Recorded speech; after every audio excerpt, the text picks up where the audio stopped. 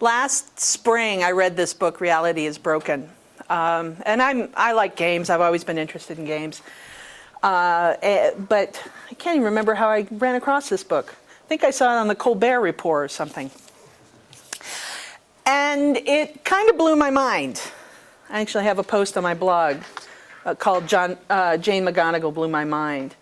And you can see by the subtitle there, Why Games Make Us Better and How They Can Change the World. And she's serious about that. She gave a TED Talk. Oh, I forgot about this. I have to hit that. She gave a TED Talk in 2010 presenting essentially the same thing as her book. So if you don't want to read the book, you can go to TED and watch her for 20 minutes. In which she talks about how she sees her vision of game behavior being channeled to solve social problems, world hunger, environmental degradation, etc. And there was laughter. Right, how can games do anything like that? We all know games are a waste of time. Kids have to stop doing that because it's making their brains turn into mush. And yet, a month ago, a game called Fold It came online. Actually, I guess it was about 2 months ago it came online. Took the players 3 weeks to solve a protein folding problem that had been researched for 10 years. Scientists have been working on this for 10 years. They came up with this game, put it on the web and said, here, you guys, play this game. 3 weeks later, they came up with a possible solution to how these proteins fold. So less than a year after this book came out, we're starting to see this behavior happen. And what this is it's called gamification. The application of game mechanics to make non-game activities more fun and engaging. And hopefully you start to see the connection with school, because we are professional makers of people to do things that they don't want to do, right? So how do we make it more fun and engaging so they want to do whatever it is we think that they need to do? So here's some of the things that make games fun. Low stakes failure, just-in-time information. You don't read the whole big book on chess before you start playing chess. You learn as you play. Tasks aimed at the player's upper ability. It's more fun to play with someone who's better than you than to play with someone who's not. Individualized progress, progressive difficulty, start easy, move to harder stuff. Elements of surprise. These are just a few. I mean, if you really are interested in game design, there's encyclopedias of information. Has anyone heard of Mint.com? They claim to have 6 million users. Mint.com uses game elements to encourage people to be financially responsible. Mint.com. And what do? They give you points for achieving goals. They give you a progress bar that shows, you're 93% of your goal for the month. 93%, yay! But you have one missed achievement. But there's no penalty to this. It's just, okay, you missed it, try again. Nike Plus, anyone use Nike Plus? It's a system to encourage people to run or to exercise. It goes through your iPod and there's a little sensor on your shoe, keeps track of how long you run, how far, how fast. And it all gets uploaded to the Nike Plus website. This is sort of blurry, but together Nike Plus ran 431,649.371 miles. 17,363 laps around the world. 17,205, that says trash talking challenges. So they use social engagement to encourage people. It's more fun. You're not just running around the block, you're going around the globe with everybody else. You can, if your friends are on here, you can give them challenges. I can go faster than you. I'm going to do more miles this month than you are. Gets people wanting to do this. Oh, I keep forgetting. Here's a third one. This one's called Mind Bloom.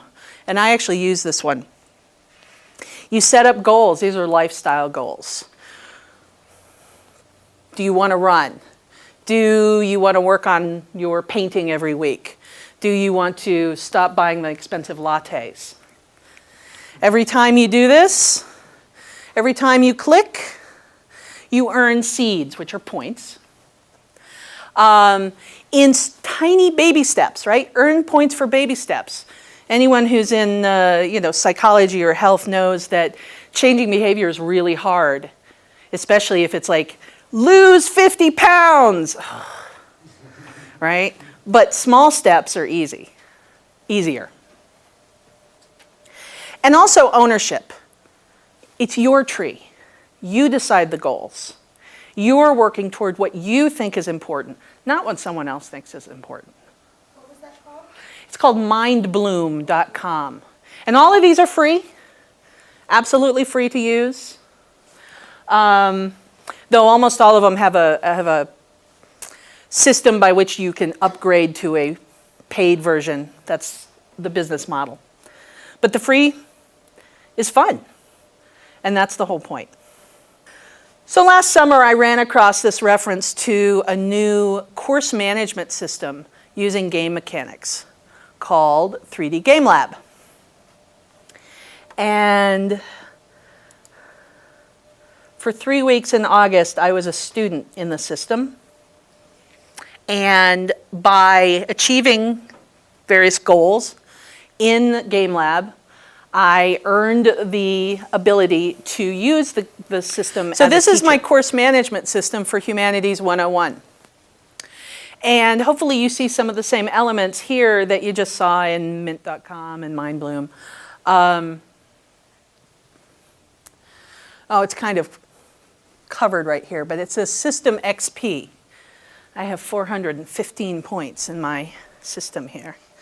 Let's see, we can make it a little bit smaller. So I grade out of 1,000 points. The thing is that this didn't change the way I teach or even my assignments that much. It's simply the way it's being presented. So students are doing a lot of the same assignments. They're doing the same amount of work in the same sort of credit system. It's just presented in game format. Students have a progress bar, just like in Mint.com. They can see exactly how far they are toward 950 is an A in the class. Let's see here. You can see there's a little bit of you get to personalize yourself a little bit. You get to represent yourself with an avatar. You get to choose what you call your gamer tag, which is the name that you're known in the class. Mine is very original, student. But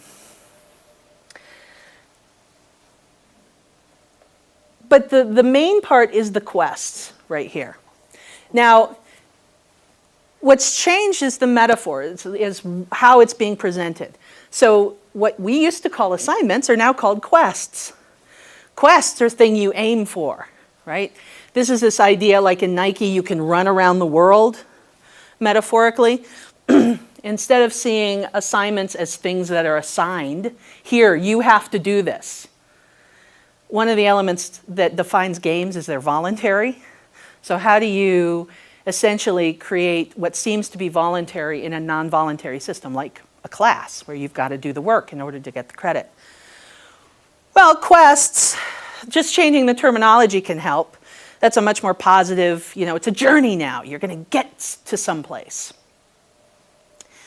Another thing is choice.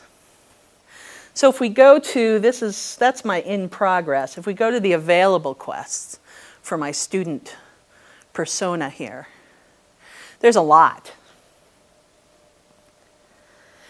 They're not doing all of these quests. They pick and choose. So I've designed different quests to meet the same goal. It's kind of like Hinduism, many paths, one goal. And it's hard to see on the screen here, but there's a category. And there's different categories you have to achieve in order to win the class, win the quest. All right, how do I go back to my PowerPoint now? Upper right-hand corner, the stop button in yellow. That's yep. Stop? Yep. All right. And click back on the whiteboard. All right. Perfect. Nicely done. Here's my class. This is the whole thing. All of the quests in order. They start here. They've got some really simple quests. Remember that element of game is you start simple, easy stuff, and then you move incrementally toward harder and harder tasks. Simple, simple, yeah, pretty simple. Badge, markers. You can see how you're moving up. So these are all required. You got to do all of these to get this. That opens up 6 new quests. You have to do 4. Get those 4, second badge. All of these quests, this badge is called Web 2.0 Master. So all of these quests show me that they have the skills to do the things they need to do in those quests. Make a YouTube video, do a voice thread presentation, make a podcast. But they get to choose which ones they like, which ones speak to them. I've got students who said, oh, I don't want to see my face on a screen ever. Okay, you don't have to. There's other ways to do it. Once they earn this badge, everything opens up. Down here you can see these 6 badges, which Todd designed for me, represent the 6 learning objectives for the course. Here's what you have to do to pass my course. Here's the assignments that tie into that learning objective. Here are the assignments that tie into that learning objective. Choose one of them. Show me that you can do it. You've met the objective. Meet the 6 objectives, you win the class.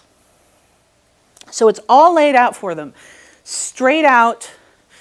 And like I said, they're not doing anything that they wouldn't have done otherwise, but they're being given choices, paths to move through. And I'm actually getting feedback like, funnest quest ever! And it's the exact same assignment I've been giving for like 2 years. Choose 5 fads, choose 5 trends, write me an essay in which you explain them. But it's a quest, and it was fun. And they got to choose it. There's no question that language can change somebody's perception of something just by calling it something different. But I also know that people, information that is text-based is different from that exact same information done in a graph form. And some people have literacies that allow them to understand the graph better than the text. And that seems like a strange thing, but when I was thinking of like, so you're in your Blackboard course and you're moving along and it's week 6, or wherever you are, that progress bar can sell you a lot of information just by how far it's filled up. You know, sure. It could be crushed because it's not far enough, or hyper motivated because it's further along. And if you have multiple progress bars, your talents or right. Well, that's what this is. This is the class as a whole. This is your rank. So this is going to continually fill up and go back down. It's that you're going to move up. You're going to move up. And because I'm a huge geek, my ranks are Jedi ranks. You start out as a Jedi initiative, then you're a Padawan, then a knight, all the way up to Grand Counselor, Yoda. And then if they start a new quest, it comes back down to Jedi? Is that what you're saying? Not quest, group. Oh, group. Group. So it's a class, Okay. class thing. Okay. So for example, if I log in as my other self, my teacher self, I've got different ranks in different groups depending on, I finished the blended learning one, I didn't finish the tech integration one, that sort of thing. And they can always see, now remember a lot of this, one of the elements of game mechanics is that social nature. So it's not just, hey, I'm crushing the class, or I really want to be a Jedi Knight. It's actually set up, actually I should show you the rewards first here. So students can always see the paths, all of the quests, or all of the badges that they need. Wait. You can see what you've earned, you can see what you need to earn in order to finish the class. And each one of these is clickable. So it tells you what the objective is. Oh great, it's supposed to tell you what is here. This is in closed beta testing. So I'm actually, one of my jobs is to email back to the developers and say, hey, not working. Some of those work though. Here's the one we were just talking about. And you can see once they finish something, a line goes through it so they know that they've completed it.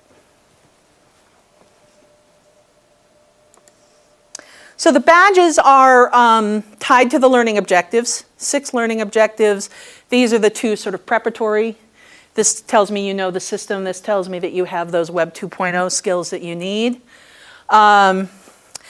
You've got class, that's my participation. If you show up at all of our class meetings and do the class quests, which are group projects that we do together, you'll earn the You've Got Class badge. And the final one is Epic Win. 1,000 points. Remember, 950 will get you an A in this class. So this is for students who would continue to work even after they've earned the A in the class. And this is the first semester I've used this, but the developers who've been using it for a year or so tell me that that happens. That students actually continue to do the work even after they don't have to because of these motivating elements. We'll see. Below that are achievements, and here are my ranks. Jedi, Initiative, Padawan, Knight, Master, Counselor, Grandmaster. And then there are also some achievements which are tied to effort. If you comment on other students' blogs, you get a badge called the Commentator. I know, I like puns. You're no ordinary spud, you're a commentator. Todd did that image for me too. There's a presentator too, if you do presentations in class. But so 5 spot is if you do 5 quests in 5 days. This is another game mechanic is surprise. You're not where things just sort of pop up because of work that you've done that you're not necessarily expecting. And the bottom is awards, and this is my favorite. Because these are behaviors that I can see in class and reward. The way I've got the class set up, if you do all of the required quests and nothing but the required quests, and you do them at a satisfactory level, so I read through it and go, yeah, pretty good. You'll earn a C in the class. That's 710 points. If you want a B or an A, I need to see this. I need to see extra effort. I need to see, the Picasso is an award for making me see something from a different point of view.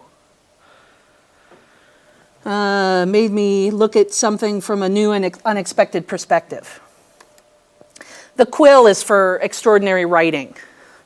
The Oscar is for using a video in a new and unexpected way. There's lots of different things. Using good use of photographs on your blog, good research, the librarian. Did everything that you cited, was it all done in APA or MLA, just perfect? Extra credit. And this completely revolutionized the way I thought about grading. Because I've always had the problem of when I grade, students are expecting an A. They've done the best that they think they can, and I have to explain to them why they don't get an A. Oh, you didn't do this, you didn't do that. It's kind of depressing. This is much more fun, because if they did a good job, did everything I asked them to do, well, good job. You earn the points. But if you did a really good job, I'm going to tell you about it. And there's going to be a graphic representation in your rewards to mark that great job. So that's the game mechanics. The one, Todd's giving me the 3-minute sign, but the one other thing I wanted to mention is that there's no failing an assignment. I'm going to quote Yoda now. They're either do or do not. There is no try. If it doesn't match, if it doesn't come up to that C level, if you didn't do it to the level I expect, it goes back to you. Do it again. Just like in a game. You shoot those little birds at the pigs, and the pigs aren't all gone. Do it again. Do it again. I've sent some quests back 3 or 4 times. No, you're not doing it. Here's more feedback. Do it again. When they do it, they get the points. Ideally, they'd move at their own pace, and they'd earn their points when they've mastered the material.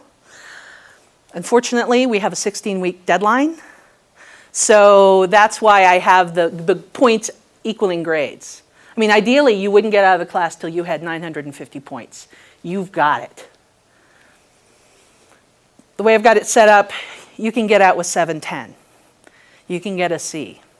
Ideally, however, I would rather have this self-paced. Maybe someday.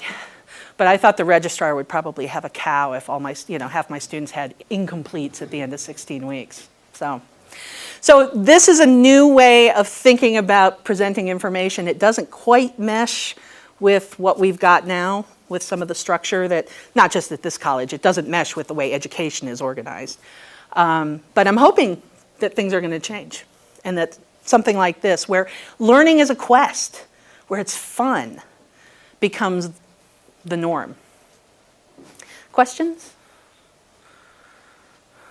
Todd, I think, has, oh, I'm sorry, do you have a question? Why do you say it doesn't fit? It's the same stuff, and I commend you on it, but this is what I learned back in my graduate work on curriculum design. And Well, it came alive for me, and I knew exactly what I had to do to get to here, and I just kept feeding on it. It was sort of like back in my old Catholic school days, the more holy cards I could get, boy, I just well, it does. I mean, it fits with the sort of teaching philosophy. It doesn't teach with the 16 weeks. Yeah. Is the only real issue. Well, that and the fact that we don't have any collaborative learning spaces on campus. So when we come into class, we're pushing chairs around and, well, let's go down and find a computer type thing, because we just don't have that. So we need to look for some type of environment like that. I would love to see some kind of environments like that. But no, I think that, I mean, that's the whole point, is a lot of us teach this way anyway, and Game Lab just sort of shapes it, Yeah. presents it, a lot better than Blackboard. Everyone knows how much I love Blackboard. This just fits that sort of, it's designed to fit that kind of presentation. No, it's the 16-week thing. I kind of apologize to my students, like, sorry, but I have to give you a deadline. Because there are no deadlines for the quests. You work at your own pace, other than the fact I did give them a deadline for the withdrawal deadline. Yes, Todd? We got to stop in 1 minute, but do you see that will these students be able to go on after the class is over and still be in this environment and continue, or no? In this environment? Yeah. Can they keep going even after the class? Ideally, yes. Right now, I only have 50 spots, and so I want to use this next semester, so I'm going to have to kick them out so that other students can come in. And it also depends, when you set up your group, you can set it up so it's open, so anyone can join, or closed, which is what I have, so that only my class members can get in. One question from the audience here. Have you seen a lot of procrastination or overachieving? No, not as much as I feared. I told my students the first week, I have two giant fears. One, everyone's going to get done in 8 weeks, and I'm going to have to explain to Jill why my class doesn't meet anymore. Or two, no one's going to get anything done, and that last week is going to be, hell week. I did have a deadline at withdrawal date. I said, you have to have 3 badges by the 16th of October. Whoops, to go up a little bit further. You have to have at least 3 badges by the 16th of October, or I'm going to drop you from the class because this isn't the environment for you. One student didn't make it out of 22. And my first Jedi Knight, first student to reach Jedi Knight was about 3 weeks ago. So they're moving at their own pace, but I'm a little more confident now that we're all going to end up more or less at the same place at the same time at the end of the semester. Anything else? Good job. All right.